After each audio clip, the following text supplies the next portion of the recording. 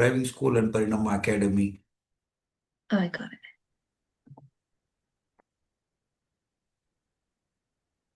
Okay, we are live. Hi, everyone. My name is Riya Badlaganta, and I'm a 10th grader at Rouse High School. I'm really excited to be here today with Shiva sir, who started Parinama Driving School and is the co-founder of Parinama Academy.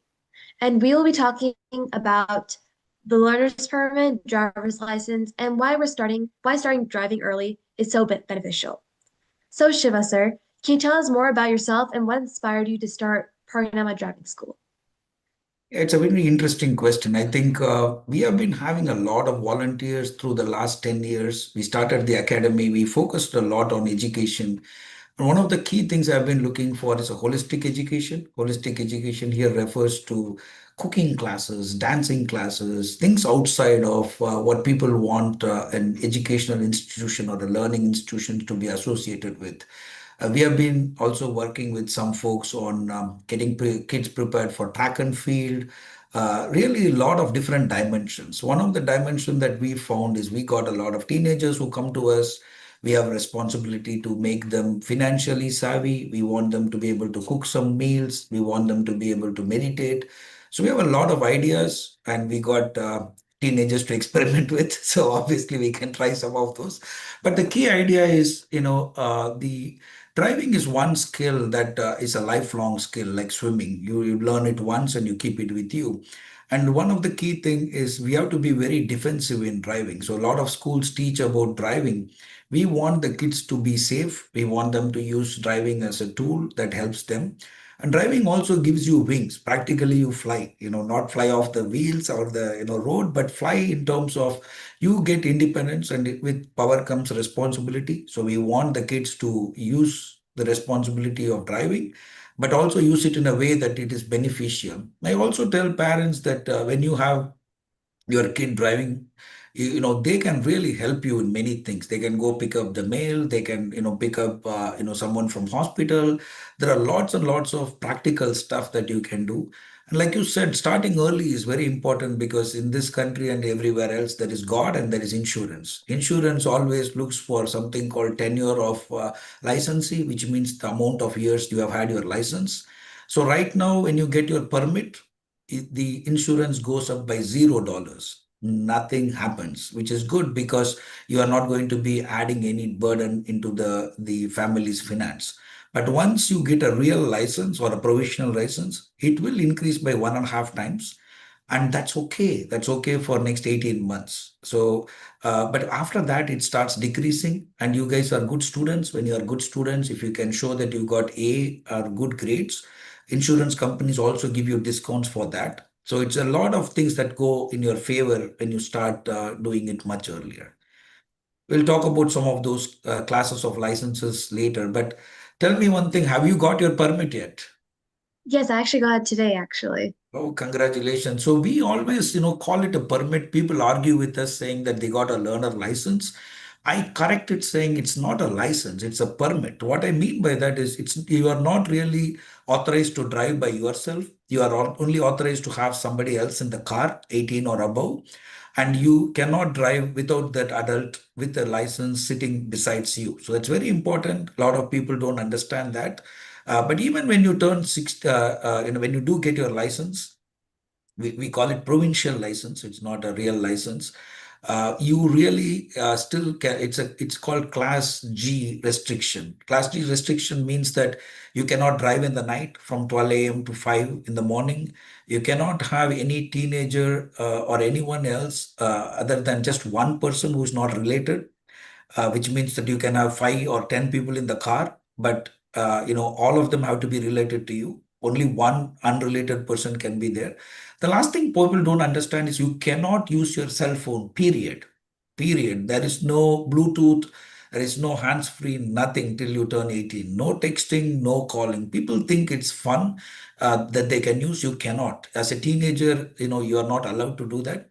But first things, congratulations, you got your permit or your learner license. It allows you to now learn, right? You are able to now learn. And that's the key thing that's very important for you. So what did they do? How did you get your permit? I took a test through an online site called XLR8, which you actually recommended to me, and I completed the course, at least the first module. And after the first module, I got my DPS certificate, which is for the first module. And then I took all of my like birth certificate and all of those documents to the DPS office.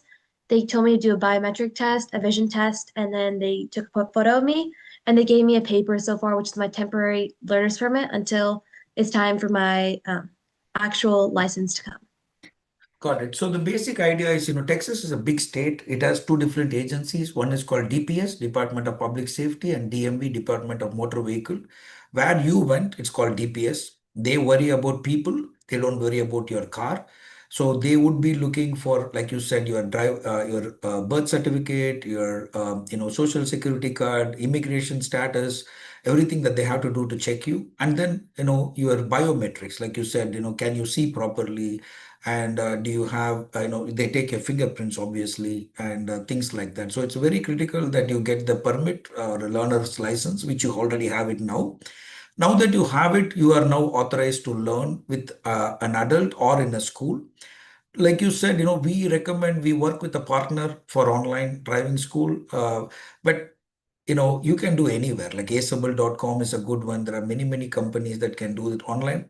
Since we work with a partner, we can quickly contact them and get you Form D 964. Form D 964 is required for you to really get the first step done, which is only 6 hours. A lot of people hesitate, and that's one of the reason I talk to you and others saying 6 hours is nothing for kids like you who are studying a lot of stuff. Just put in 6 hours, finish module one, and you get also the VOE, verification of enrollment, from Rouse High School or Leander High School or Vista Ridge, whichever school you go.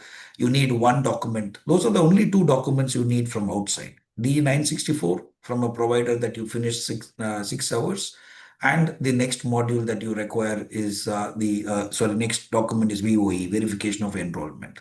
So do you think the process was simple or was it complicated for you?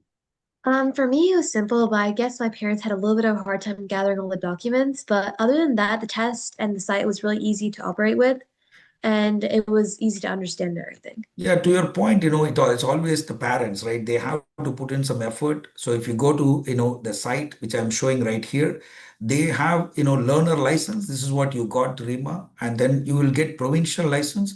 Then you get graduated license. You get into three stage. You think you got one. No, you are only step one of three. Basically, when you turn 18, that's when you get graduated license. After that, you still get only provincial license. I talked about all the restrictions that you will have. So you are not going to have all the independence of an 18-year-old. You will still have independence, but not as much as an 18-year-old. So this is for primarily 15 to 17 years old. This is the 6 hour that you did. It's called concurrent. I don't like what's called block. Block is 24 hours. It's a lot of work. Don't even waste time for the permit or learner license. Quickly do just the concurrent one. And you and I just talked about verification of enrollment. That's something that proves that you are a good student and you have been attending school for the last few months. And if you go down, it's the appointment. This is the part that a lot of people just don't do this part. So please, please, please click on the button here and just go to schedule a license appointment. And all you need is the social security number of the person, and you can just fill in the first name, last name, date of birth, and the last four of social. As soon as you have this, you will have a appointment, and in that appointment, like you talked about, Rima, you have to finish, you have to get one form filled. You have to have proof of US citizenship or lawful presence. If you are in other visas, you have to prove that you are a Texas resident. And then, there is a proof for identity, social security number, and then these things that we talked about. See, it's all still says D 964. D 964 is nothing but driver's ed 964.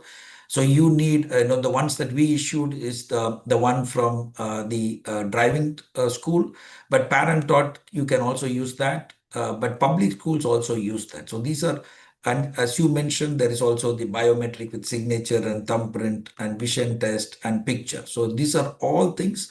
It's clearly laid out on the website. It's 11 steps. But I mentioned to everyone, don't get bogged down to everything. Just click on the appointment, get the appointment done. Because if you don't have an appointment, you are wasting time. First, if you click the appointment and like what your parents did, go scramble for all the documents, figure out how to find the document, right? But that's second part. But at least you have an appointment because getting an appointment in Texas is very difficult. Okay, Yeah, very that's fair. difficult. So getting a license is only two steps. I don't want to complicate it. I don't want to make it look like too many things. It's only two steps. One is to get the learner license, which you already got, for which you have to spend only 6 hours online, and magically you get that. Second part is you have to complete 44 hours in your age group, which is age 15 to 17. You have to complete 44 hours. And these 44 hours have to be completed as part of parent taught, which is what we prefer.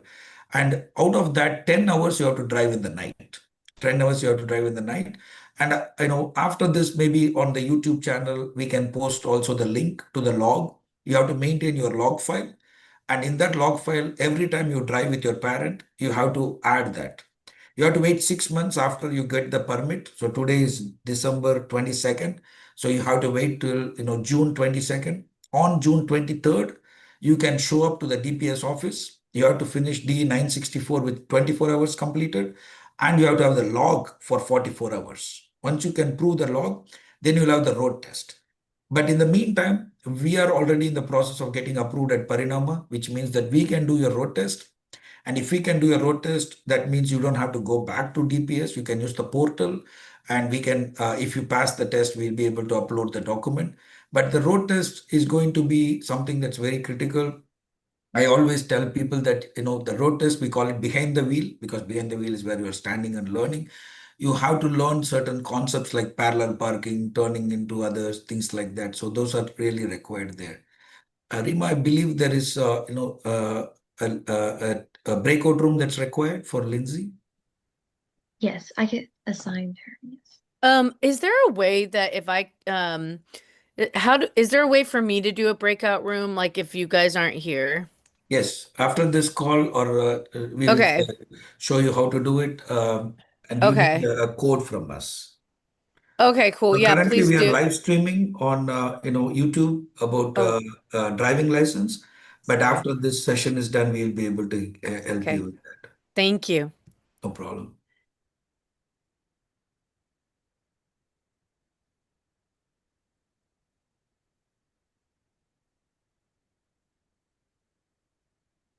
So coming back to what you said about the driving tests and everything, how they're really critical, how many times can we fail the driving test before we're Three like, times, that you can fail, and then you have to have a break and come back. But before you talk about failure, you have to understand, the intention. Intention is everyone wants you to pass, okay? And why would somebody fail you?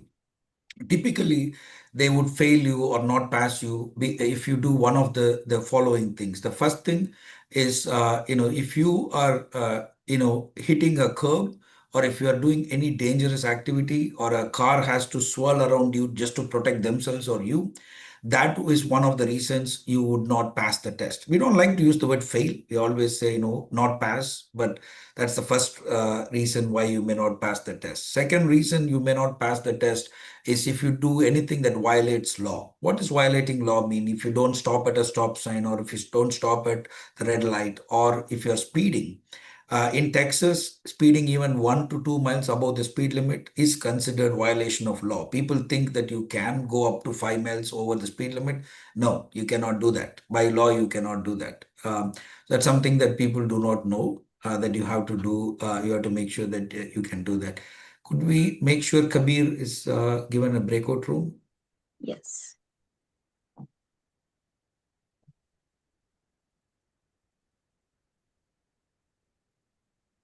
same room as Lindsay, right?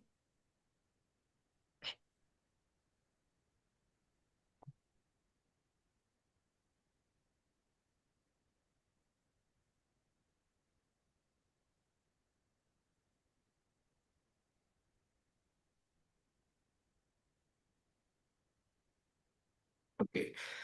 So yes, so first thing is, if you hit a curb or anything that's dangerous, that is one reason. Second reason is if you do anything that violates the law, that is definitely one more reason that But think about the positives. Positive is, you have to have some skills if you really want to be on the road. A lot of people don't realize that driving on the road is not about you. It's not about Siva driving or Rima driving. You have to have the etiquette for the road. You have to be careful about the property. You have to be careful about people, pedestrians are walking, and you have to be careful about other vehicles. So there are too many variables. So you would rather be tested properly so that you are certified to be on the road. That's the only reason. So again, I like to say positive stuff, not negative stuff. So you will never fail. You will not pass. Not pass is still considered fail. But then everyone wants you to pass. So let's focus on what do you really need to pass. So I'll give you the clue on what's required to pass. Normally in this country, like everywhere else, you have a rubric. There is a way that we check. One, it's called COPS. COPS means control, observe, position, and signal. So we look at, do you have control on the vehicle? Do you really take the vehicle where you want the vehicle to go? Or is the vehicle going by itself? Is it a Tesla that you are not driving and it's driving by itself? Or do you have control over the vehicle? Position is, are you able to go within the lanes and you are not swirling into the other lane? And observe, are you observing the blind spots, the mirrors, the pedestrians, and the traffic? And signal, are you giving the right signal to make sure that you are letting the intent know if you're going to go right, if you're going to go left? How do you let others know? Those are all the things that are required to be checked. I got it. Thank you so much. I'll be using a lot of those stuff for my road test coming up. Definitely. So now let's go on to the essential requirements or safety regulations that a new driver must know. What are some things they could give new drivers on the road, some advice of how to stay safe and how to avoid crashes and all those other stuff? So the way I always start telling people is there are only three things that you need for driving. First thing you need is your eyes. What is interesting is whatever you see is where your car will go. So if you look to the right, the car will hit the right. So if you think I'm not going to hit the trash can, you will hit the trash can. So so do not think anything negative, right? You always think positive. Also use peripheral vision. Don't look at something. If you look at something, the car will go there. So if you are looking at, if you know there is a trash can on the right, just keep it on the peripheral vision and keep the focus on the road. Second thing is the steering. You must have absolute control over steering. You should always keep it at 10 and 2 or 9 and 3 exact position, both hands. People just use one hand. It's not required. You have to have both the hands because you need to have complete control on the steering. Third thing is the brake. You must know where is the brake.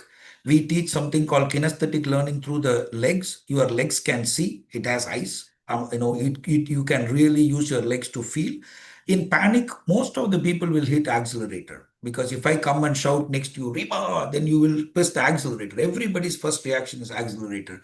We teach everyone not to use the accelerator because 99% of the time you need to know how to use the brake and not the accelerator. So eyes, steering, and brakes are the three things that are very, very essential for you to drive.